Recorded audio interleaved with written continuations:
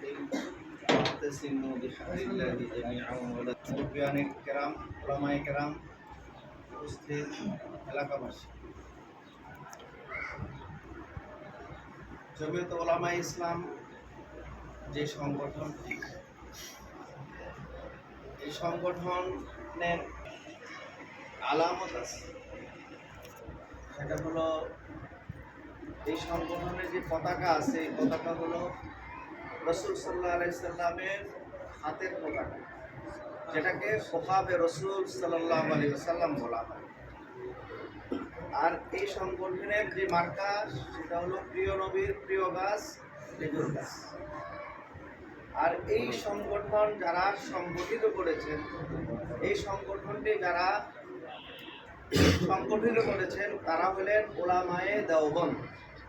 আমাদের উলামায়ে দেওবন্দের যারা মুরব্বী ছিলেন,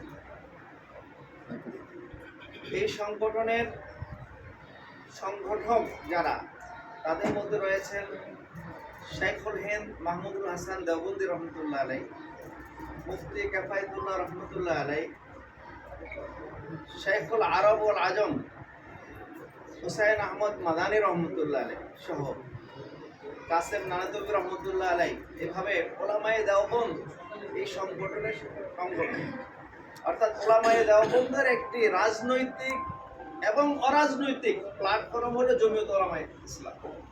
জমিয়ত উলামায়ে ইসলাম শুধু রাজনৈতিক প্ল্যাটফর্ম না, এটা রাজনৈতিক অরাজনৈতিক উভয় প্ল্যাটফর্ম। অরাজনৈতিক কাজও রয়েছে এর মধ্যে, আর রাজনৈতিক কাজও রয়েছে। এই বালাকোটের ময়দানে যে যুদ্ধ হয়েছিল, জেহাদ হয়েছিল, সেখানে জামিল শহীদ রহমতুল্লাহ আলাই, যিনি শাহাদত বরণ করেছিলেন, আমি যখন 1990 সালে দারুল উলুম দেওবন্দ গিয়েছি লেখাপড়া করার জন্য, আমার ভাই আব্দুর রহিম কাসিম ইসাও ওই সময় ওইখানে লেখাপড়া করতেছে। আমার আগে সে গেছে, আমি দাওরা হাদিস শেষ করে আমি গেছি, সে হেদায়া থেকে ওইখানে ছিল। তো জামিল শহীদ রহমতুল্লাহ আলাইয়ের যে কবর, আমি নিজে সেখানে গেছি, কবর জিয়ারত করেছি। পাশেই থানবী রহমতুল্লাহ আলাইয়ের কবর রয়েছে, থানবী রহমতুল্লাহ আলাইয়ের কবর জিয়ারত করেছি, খানাবন্দ জায়গায়। আমার বলার উদ্দেশ্য যে বালাকোটের ময়দানে যারা জেহাদ করেছেন, ইসমাইল শহীদ রহমতুল্লাহ আলাই সহ উলামায়ে দেওবন্দ যারা বালাকোটের ইংরেজদের বিরুদ্ধে জেহাদ করেছিলেন, তাদের পতন হয়, প্রতিষ্ঠা হয়, তাদের পতনকে অনুসরণে এই হয়। আর এই জমিয়ত উলামায়ে ইসলামের আন্দোলনের এক পর্যায়ে এই ভারতবর্ষ থেকে ইংরেজরা বিতাড়িত হয়। এই জমিয়তের ব্যানারেই আন্দোলনের মাধ্যমে ইংরেজরা এই দেশ থেকে কি হয়, বিতাড়িত হয়। এই জমিয়ত উলামায়ে ইসলাম এটা কোনো ছোটখাটো কোনো সংগঠন না। 105 বছর এই সংগঠনের বয়স কত? 105 বছর। তো এই জমিয়ত উলামায়ে ইসলাম যখন এই দেশ থেকে ইংরেজরা বিতাড়িত হয়, তখন তারা প্রস্তাব করেছিল যে আমরা একজন আপনাদের মুসলমান একজন নেতাকে আমরা হত্যা করে আমরা বিদায় নেব। একটা শর্ত লাগাইছে। এই শর্তে এখন কে জান দিবে? কে? সব খামোশ হয়ে গেছে।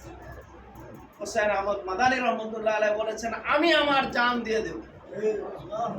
উনি তৈরি হয়ে গেছেন, জমিয়তের নেতৃত্ব দিচ্ছেন। তখন উনি তৈরি হয়ে গেছেন, আমি জান দিব। তখন বিশাল ময়দান, ময়দানের নাম জানি কি, শামিলির ময়দান ময়দান বলা হয়। বিশাল ময়দানে সমস্ত উলামায়ে কেরাম এবং মুসলমান, লক্ষ লক্ষ মুসলমান জমা হয়ে গেছে যে আজকে হুসাইন আহমদ মাদানী রহমতুল্লাহ আলাইকে ইংরেজরা কি করবেন? গুলি করে মারবেন। স্টেজ তৈরি করা হলো। তিনি কাফনের কাপড় পরে স্টেজে উঠে, লালকোট ময়দান। তো ইংরেজরা কিছু সৈনিক রেডি করলো, যারা তার বাপের বিরুদ্ধে, বাপকে গুলি করার অর্ডার হলো, তারা কি করবে? গুলি করবে, বাপকেও ছাড়বে না। সেই বাহিনীর সামনে রেডি, অস্ত্র রেডি। হুসাইন আহমদ মাদানী রহমতুল্লাহ আলাই এরকম কাফনের কাপড় পরে ইংরেজদের বিরুদ্ধে বক্তব্য দিয়ে নিজের বুক পেতে দিয়েছে।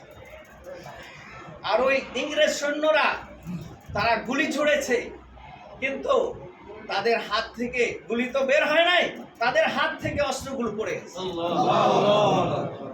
সেই হলেন হুসাইন আহমদ মাদানী। সেই ইতিহাস হলো জমিয়তের ইতিহাস, আকাবের ওলামায়ে দেওবন্দের ইতিহাস, জমিয়তের ইতিহাস। কাজেই যেই যেই যেই সংগঠনের সাথে রাসূল সাল্লাল্লাহু আলাইহি সাল্লামের পতাকা রয়েছে, যেই সংগঠনের সাথে রাসূল সাল্লাল্লাহু আলাইহি সাল্লামের প্রিয় গাছ মার্কা হিসাবে রয়েছে, সেই সংগঠন আমরা করব নির্দ্বিধায়। এবং এই সংগঠন কোনো ব্যক্তিকেন্দ্রিক সংগঠন না, এটা হলো জমহুরে ওলামায়ে কেরামের পরামর্শে যেটা চলে, যেখানে হাজারো শাইখুল হাদিস রয়েছে, যেখানে ওলামায়ে দেওবন্দ রয়েছে, সেখানে জমিয়তের সংগঠন। 1990 সালে আমি দেওবন্দে গিয়েছি, 91 সালে দেওবন্দ থেকে ফারাক হয়েছি। আমরা দুই ভাই একসাথেই দাওরা করেছি, কারণ সে আগে গেছে, আমি বাংলাদেশ থেকে দাওরা পড়ে আবার গিয়া দ্বিতীয়বার দাওরা করতে এসেছি। তো আলহামদুলিল্লাহ, আমরা ওলামায়ে দেওবন্দ হিসাবে আমাদের যে কর্তব্য, সেই কর্তব্য আমরা পালনে পিছপা হই নাই। দেওবন্দ থেকে আসার পরে সর্বপ্রথম ইয়ার বিরুদ্ধে, এনজিওদের বিরুদ্ধে আন্দোলন করেছি, বেদাতের বিরুদ্ধে আন্দোলন করেছি এই বালুচরপাড়া মসজিদে। এখান থেকে এই এলাকা থেকে আলহামদুলিল্লাহ, যখন দেখলাম যে এনজিওদের দ্বারা এখানে ওদের স্কুল ছিল, তো মাথা বিক্রি হয়ে গেছে, এলাকার মুরব্বীরা বিক্রি হয়ে গেছে, তখন আমরা সন্দীপুর হযরতকে দিয়ে আমরা এই প্রতিষ্ঠান করি। তারপরে আমরা আমার ছোট ভাই আব্দুর রহিম সাহেব সহ ওলামায়ে কেরাম যাদেরকে পেয়েছি, তাদেরকে নিয়ে আমরা আল খাদমা ওলামা পরিষদ গঠন করেছি। এই আল খাদমা ওলামা পরিষদ আজ পর্যন্ত তাদের কাজ, দ্বীনি কাজ, অরাজনৈতিকভাবে কাজগুলা চালিয়ে যাচ্ছে। এখন কথা হলো, এই জমিয়ত উলামায়ে ইসলাম এতদিন মাঠে ময়দানে আমরা আসতে পারি নাই, কারণ এই ফ্যাসিস্ট সরকারের কারণে আমরা আমাদের ব্যানার নিয়ে আমরা কাজ করতে পারি নাই। কিন্তু আল খাদমা অরাজনৈতিক ব্যানারে যে কাজ আমাদের রাজনৈতিক ব্যানারে হইতো, সেই কাজ আমরা আমাদের আল খাদমা ওলামা পরিষদ নামে অরাজনৈতিক সংগঠনের মাধ্যমে আমরা করেছি কিনা বলেন? বাতিলের বিরুদ্ধে আমরা আন্দোলন করেছি কিনা? করেছি। এই জন্য ঐক্যবদ্ধ থাকতে হবে, সকলকে ঐক্যবদ্ধ থাকতে হবে। ওয়াতাসিমু বিহাবলিল্লাহি জামিআন ওয়া লা তাফাররাকু। আমরা সকলে কি থাকবো? ঐক্যবদ্ধভাবে আমরা কাজ করে যাব। আর রাসূল করিম সাল্লাল্লাহু আলাইহি সাল্লাম বলেছেন, কুলিল হাক্কা ওয়ালাউ কানা মুররান, তুমি হক কথা বলো, যদিও কারো কাছে কি লাগে? তিতা লাগে। হক কথা তিতা লাগবে। আমি হক কথা বলবো, আমার পিছনে শত্রু থাকবে না, এটা হইতে পারে না, এটা অসম্ভব। মুফতি আব্দুর রহিম কাসিমি সে এখানে কাজ করতেছে। আমি রাজধানীতে ঢাকা শহরে আলহামদুলিল্লাহ আমি রামপুরা থানার হেফাজতের আমি সভাপতি, দীর্ঘদিন যাব, এখনো সভাপতি নতুনভাবে যেটা হয়েছে। এবং আমি এই জমিয়ত উলামায়ে ইসলাম ঢাকা মহানগরের আমি সাংগঠনিক সম্পাদক ছিলাম, এখন মহানগরের সহসভাপতি এবং কেন্দ্রীয় পাঠাগার সম্পাদক হিসেবে আমি কাজ করে যেতেছি। এই নরসিংদীতে কাজ উঠানোর জন্য, জমিয়তের কাজ উঠানোর জন্য আমার ছোট ভাই সাক্ষী। আমি কতটুকু এই ব্যাপারে ফিকির করেছি, মেহনত করেছি। এখানে আজ থেকে 20 বছর আগেও পলাশে জমিয়তের সংগঠনের আমাদের কমিটি ছিল, এখনো আছে, কিন্তু মাঠে ময়দানে আমরা কাজ করতে পারি না জমিয়তের ব্যানারে।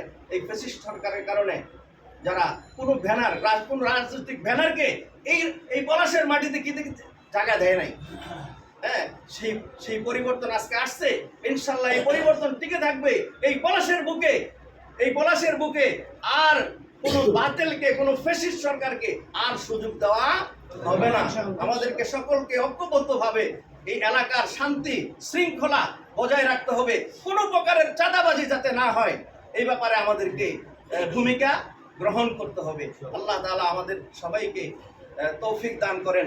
আগামীর